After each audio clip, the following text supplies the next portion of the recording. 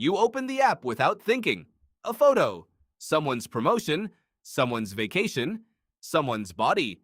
And before you even registered what you were looking at, something inside you already did the math, already ranked, already judged, already placed you somewhere on an invisible scale. You didn't choose to do that, but your brain did it anyway. And here's what's strange. You've been told comparison is a bad habit, that you need to stop, that you should just focus on yourself. But what if comparison isn't a flaw in your wiring? What if it's the most ancient survival system you have, and it's just running in the wrong century? The real answer is far stranger than you think. Long before cities, before money, before language even, your ancestors lived in small groups, 50 people, maybe 100. And in that world, your rank inside the group was everything. Not a preference, not an ego thing, literally everything. Your access to food, to shelter, to mates, to protection, all of it depended on where you stood relative to everyone else. Slip too low in the hierarchy and you didn't eat. Fall out of the group entirely and you died.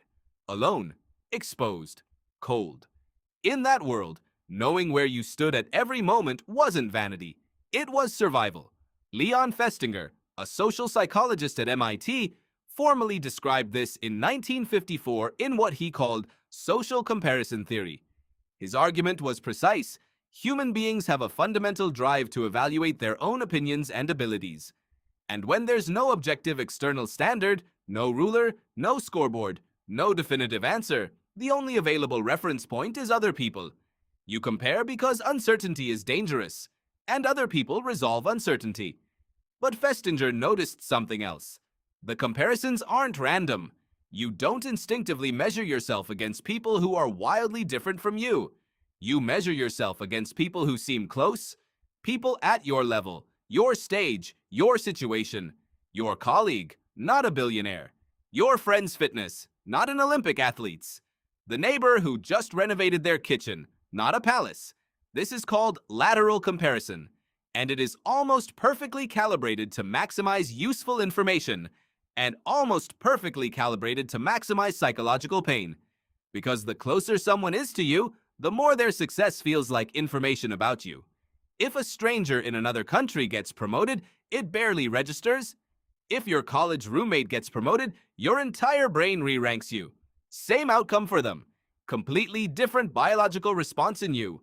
And here's why that response is so powerful. Researchers at Caltech, including neuroscientist Ming Su, have mapped what happens in the brain during social comparison. The regions that activate are deep, old, and fast. The ventral striatum, which processes reward and motivation, and the anterior insula, which processes threat and physical disgust, both light up simultaneously. Your brain is doing two things at once, calculating whether you've gained or lost relative ground, and responding to that calculation like a physical threat or a physical reward. The response is not symbolic. It is physiological. When you sense you're moving up relative to someone else, a better grade, a higher salary, a stronger body, the striatum floods with dopamine. It feels good. Not because you got something, because you moved up. The gain is relative, not absolute. Studies by economist Robert Frank at Cornell showed this precisely. People consistently prefer a world where they earn $50,000 and everyone around them earns $40,000, over a world where they earn $100,000 and everyone around them earns $200,000. More money, less happiness, because the rank dropped. Your brain doesn't care how much you have. It cares where you stand. And this makes perfect sense when you remember the world it evolved for. In a group of 50, absolute abundance didn't protect you. Relative abundance did. Having slightly more than your neighbor meant you had leverage, influence, security. Having less meant vulnerability. The system was calibrated for scarcity, for a world where resources were zero-sum and proximity to power literally kept you alive. But that world is gone, and the system is still running. Now think about what you carry in your pocket.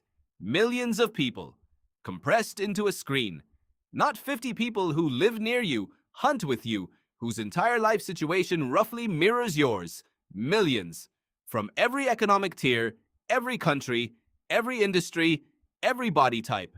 every stage of life, all presented through their most favorable moments, curated, filtered, timed to post when the light was best and the mood was highest. And your ancient comparison engine, the one built for 50 people, is now attempting to run social rank calculations on millions of simultaneous data points. It was never designed for this, and it cannot stop. Psychologist Sherry Turkle at MIT. Hey,